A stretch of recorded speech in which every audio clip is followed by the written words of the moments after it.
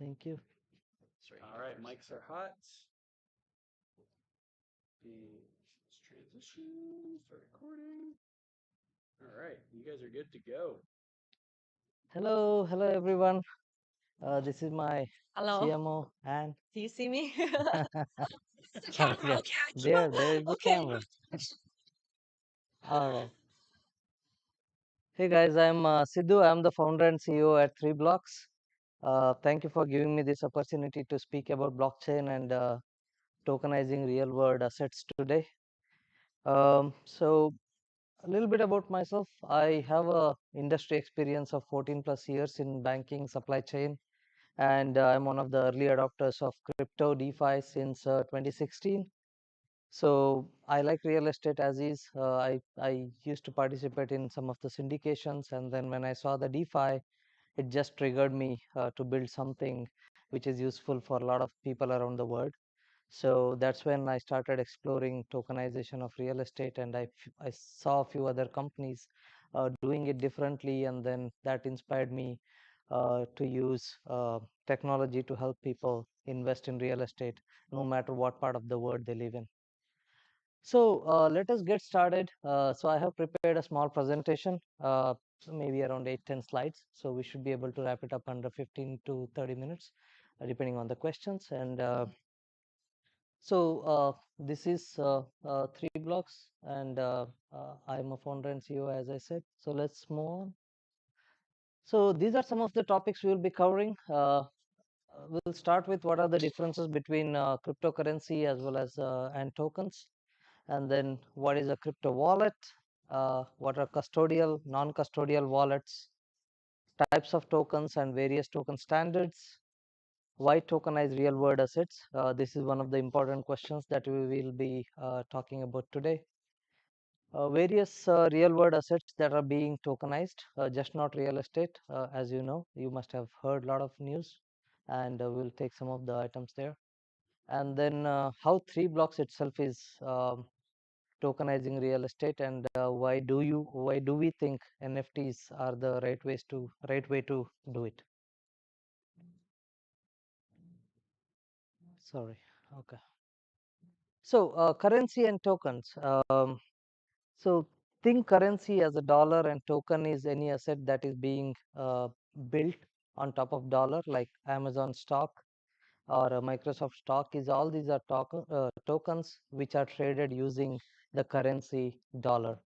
So in terms of crypto, the currencies are Bitcoin, Ethereum, Polygon, Binance itself, BNB, and the tokens are various tokens that are built. For example, Aave, Uniswap. So these are the tokens. Either they are represented in as a company shares, or they are utility tokens, or they are securities, or some of them are NFTs, just for value add, like people can hold their value in these NFTs, like Bored Ape Yacht Clubs. So all these are tokens built on top of currency. Usually Ethereum is one of the largest currency, hosting um, thousands of tokens. Similarly, we have Bitcoin, which is still developing into tokenization. Few side chains are coming on top of Bitcoin, like Liquid, and it is shaping up. And I think it will be much bigger in coming years. Hey, all right, so we got some more guests here. So that's a little bit about currency and tokens. What we are building, 3Blocks, who is putting real estate on the blockchain. When we say that, we are actually creating a token on top of a blockchain. So the token can be NFT, token can be SFT, semi-fungible token, or it can be fungible tokens itself. For the newcomers, do you have question regarding the difference between currency versus token by just looking at the screen or? Yeah, let's give a couple of minutes. Okay. So currency is like USD and token is Asset being traded asset on, being traded. traded with USD. Yeah. All right. So yeah, this is one of the important slide. What is a wallet? So everybody have used wallet in our day-to-day life. We keep our credit card, debit cards, cash, or visiting cards, all those. And when it comes to ladies, they have huge wallets. Ladies keep almost whole house in the wallet. So it is wallet is different to each person. So it is similar to the similarly in digital world as well. Wallet is something unique to each person. Some of them only want to hold Ethereum assets. Some of them want to hold Bitcoin assets, or some of them want to hold Polygon, or all of them, right? So there are multiple wallets. As you see, a wallet is a gateway to blockchain. So without wallet, either you are dependent on a third party, and that third party holding your crypto is a risky business. So like you wouldn't give your wallet with cash or credit card to somebody else to hold it, right? So we as an individual, we have understood that our asset should be in our own control. Over the time, after internet boom, we have lost that understanding. We have given a lot of control to banks and various asset management companies. But before 1960s 70s, everybody held their assets in paper at their home most of the time, and gold, or even the stocks, they used to get stock papers directly mailed to their home. So over the time, we have lost that ownership. That's why crypto gives back that ownership through the power of wallets. There are hosted wallets, and then there are private wallets, public wallets. So let's go a little bit more into that. Okay, here is a different type of wallets that you see: hardware, desktop, mobile, and web. So web is the one we recommend no. It's only if you are getting in and out of crypto, you can use that. But everybody knows what happened with FTX, Celsius, Voyager, BlockFi. Almost people lost well over 30, $50 billion just in 2022. Let me interrupt for a second. So, uh, the ones on the left-hand side, web, mobile, desktop, they're called hot wallet. Only the hardware is called cold wallet. Correct. So that's the difference between you hear about hot wallet, cold wallet all the time, right? So that's the difference between hot wallet and cold wallet. Cold wallet is completely decentralized. It is. Nobody has access to it. But as soon as something's on the internet, it's there's a chance being Any hacked. wallet that is connected to internet is a hot wallet. So it's maybe mobile or desktop or web. Hardware wallet, you can completely disconnect from internet, and you can even bury it in your backyard. So it will stay there for years, depending on the quality again. So what we recommend is for newbies, at least go to a software wallet on your desktop or phone, not on the exchange. Get in, get out only if you are trading. I would say still trade on Uniswap or any other DeFi. That's much more deeper into DeFi aspect. MetaMask. Everyone has heard about MetaMask, right? Yeah. Yeah. So So MetaMask is it's your own key. It's not connected to the internet. So it's your own key, and you connect that to other DeFi exchanges, wallets like Uniswap, PancakeSwap. Any questions? Because this is yeah. a hard concept to So I grasp. think some of us have used it. I'm sure you have tried on these wallets. So if you have not used yet, so ask questions. And anyways, I'm here for rest of the night, so we can still talk about it. So we just a little bit talk more about the ERC standards itself. So these are all Ethereum standards. There is just not Ethereum in the word. There are Avalanche, there is Atom, then there is a Binance. So each one have their own token standards, but mostly people like Ethereum, and Ethereum has multiple side chains, layer twos like Optimism, Polygon, all of them use the same token standards. So it is important to know Ethereum's token standards, because Ethereum is one of the chain that is very innovative, that that gave tokenization generally to the public. Before Ethereum, there was little bit happening on Bitcoin, but we all know Bitcoin itself is pretty complex, and Bitcoin is meant for the money, not the application layer. Ethereum is application layer, and there is a strong difference between money and application layer. So Ethereum has multiple token standards. As you see on the screen, there is ERC20, ERC721, ERC1155, ERC4626.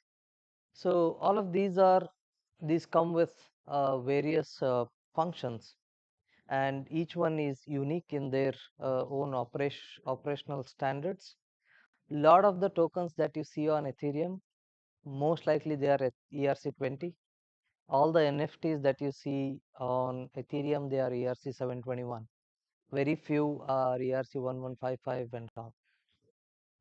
So it is in a real world example, it is a standard set by Ethereum. If you want to do a certain type of business, you need to gauge which ERC standard is best for our business. For a real estate, we think is ERC1155 is good. And for large real estate like 50 million, $100 million fund, if they are doing only one real estate syndication, for them ERC20 is the best one. So it depends on the use case, and every business who is developing on top of Ethereum or Polygon should first realize what ERC standard they are then going to use, because it is going to define how profitable are you in long run. If I have 100 houses and each one is tokenized, ERC20 is not for me. Yeah, so there are different token standards. We have Ethereum, Polygon, Avalanche, right? Those Atom. are blockchains. Yeah, Yes. blockchain. But there's also cross-chain. They're coming up with cross-chain capability. So if you have your token built on this chain, you can use a bridge cross-chain to convert between each other. Yeah. But that's more complicated. If Yeah. you want to find out more, you can ask questions.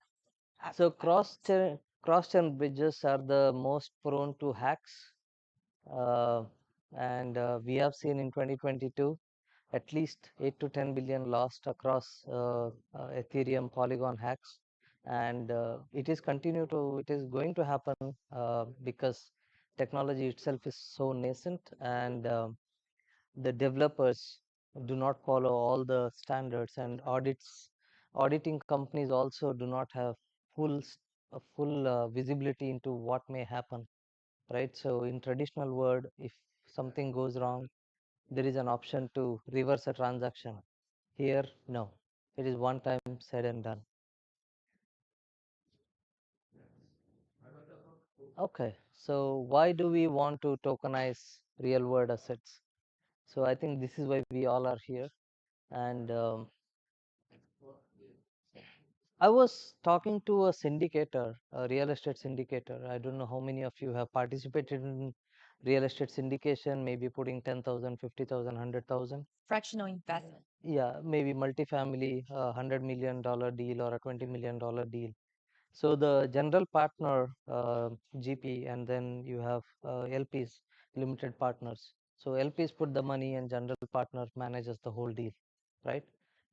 So I was speaking to GPs, and their main problem with current financial system is they cannot distribute the rent every month without incurring thousands of dollars as a fees.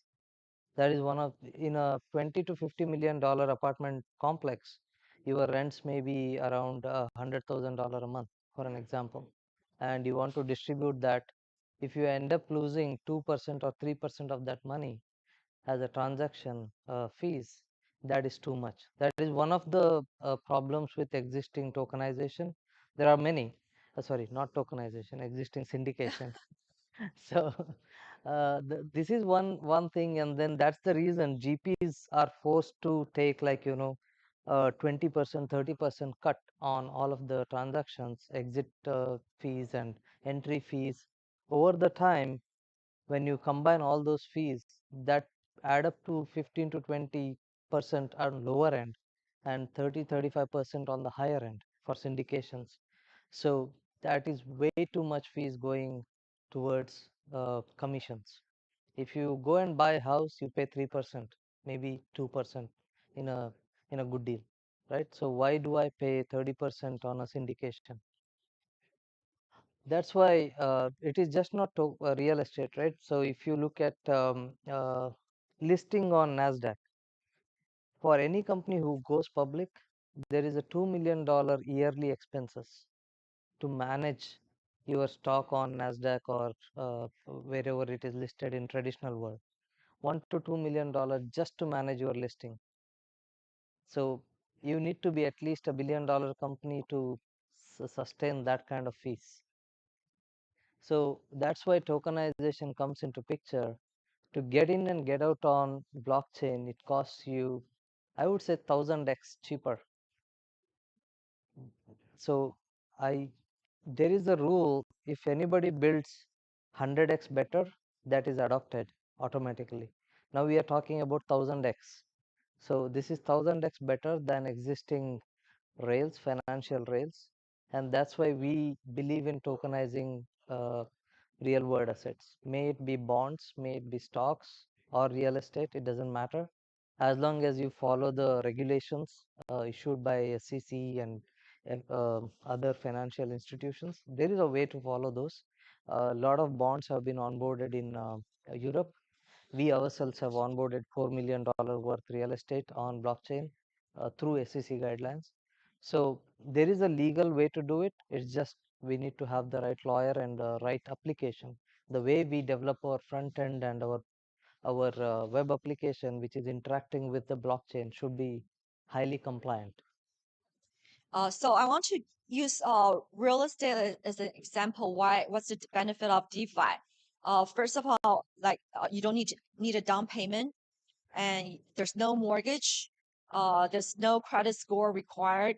And you enjoy the capital appreciation, and you receive rents directly into your crypto wallets, and you don't deal with renters or maintenance. It's hassle-free entry and exit. You do it within 30 seconds. And you can invest with very low money coming in, like $50, versus if you want to invest in our real estate hedge fund, usually you have to be a accredited investor and invest at least 100K. With DeFi, you don't need to be an accredited investor. You can come in for as little as $50, for example. Also, so for seller, realtor, builders, you sell in minutes versus months, like 30 days is the minimum if you try to sell your property for settlement. And you can sell partially or full, so you have the flexibility. And so you also get equity loans in minutes versus weeks. And no credit score required, no income statement required. And you can list your real estate to reach verified investors, and you can reach globally, not just locally. And save time on showing and prepping. You don't even need to show your property. And investors feedback loop to build what they want, and you don't have to deal with banks, insurance companies, and all that, or title companies. Cuts out a lot of middlemen. Yeah. Cuts out a lot of middlemen. So the best part is you hold your own assets in your wallet, and then you can take loans against Bitcoin, Ethereum to buy real estate, or other way around. You take loan against your real estate directly from your wallet and buy any other asset you want. So today you can't do that. You want to take a loan against your real estate, it takes minimum 1 week on a good bank, with a good bank. If you end up with a bad broker and a bad bank, it'll take a month. So using DeFi, I don't need to talk to you, you don't need to talk to me. It's seamless. 10 seconds, you are in and out of a trade.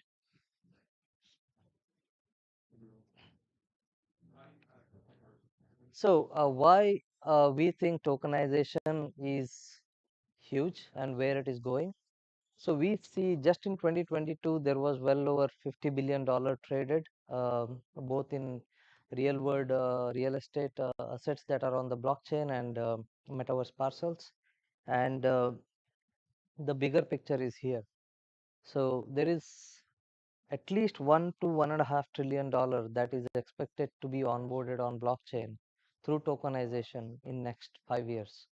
So on a conservative side, if you look at it, I would say half a trillion, okay, on a lower end. So because there are hundreds of companies who are bringing traditional real estate bonds and then even securities, tokenized securities. Some of them are like Apple, Tesla, all these are on some of the platforms. So we see there is at least $500 billion coming in next 5 years on blockchain, and it is going to help a lot of people. Just not the money coming in. When money comes in, it builds better user experience for the developers, and they will end up investing more time in building the better applications. So when there is no money, like you end up building okay applications, but when there is a lot of money coming in, developers are forced to build better applications and more talent comes into the space. And today we have a problem when managing our wallet and all that. I believe in next 3 to 5 years, it'll be much easier, and then it'll be even the blockchains will be much more faster than what they are today using layer 2, layer 3. So what can be tokenized? If you ask me, I would say everything. So, but realistically, we have financial instruments like real estate, fixed income equities, stocks, art, physical arts, and even the precious metals, gold. I was speaking to one company a month ago. So they tokenize gold and then they have created a currency backed by gold. Going back to the gold standard, huh? Yeah, going back to the gold standard. It's There doing are that. few companies, Yeah. but I spoke to still- one who is doing so, and they have built a payment processor. So how it works is, let us say I have a gold coin and then I get the corresponding tokens in my wallet, but my gold is held somewhere. So I get the tokens in my wallet, and if I want to buy anything else like real estate in this matter, I can buy real estate through gold. Mm. Yeah. And so there are various assets that will be tokenized, and definitely each company is exploring a better way to do transactions and bring more liquidity to blockchain and more transparency to blockchain.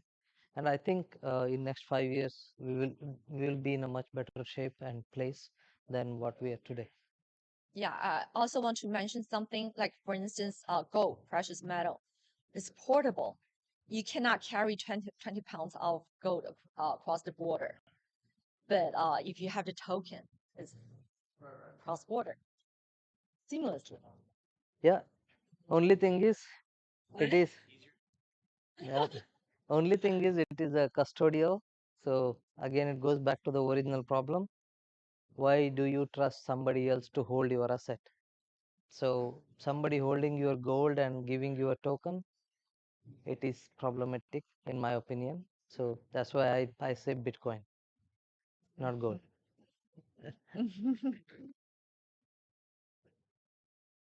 Okay, so what we do, Three Blocks uses NFT technology, and we have built on Polygon network. We have onboarded 3 real estate, and 4 and 5 are coming soon. So these are NFTs, I would say SFTs, semi-fungible tokens. They are fungible within our ecosystem, Three Blocks ecosystem. Each token is worth around $50. So the real estate that is available is around $650,000. So we have 12,600 tokens. So why did we do NFTs? I said ERC1155 is what we like, because NFTs are portable between traditional social media like Facebook, Instagram. Now even Amazon is coming up with NFT platform, Twitter, and these are portable with metaverse platforms like Spatial, and these are uh, you can see them, not like a token. Token you don't see them. Anybody is who is traditional real estate investor, they love to post it on Facebook, Instagram, right? So we think owning a real estate in digital world, you should be able to do that, just like we do it in traditional world. And again, these are interoperable between blockchains, and when we have the bridges and all that. How much time do we have? We have 10? 15 minutes. Okay. We can answer questions. Yeah. Is this the, is it, how many slides do you have left? Yeah, Two. that would. Okay. Yeah, this and the last one. So this is our team, 3 blocks team. So Anne, you see here, Mark and Tom. Mark is in Germany, Tom is in Canada. So we are a distributed team across the world, India, Ghana, Germany, Canada, and US. And each one of us come from various different backgrounds: real estate, supply chain, banking, DeFi, core DeFi, and even Tom come from telecom as well. So it's a wide uh, array of experiences and multiple years of experiences. And these are our advisors.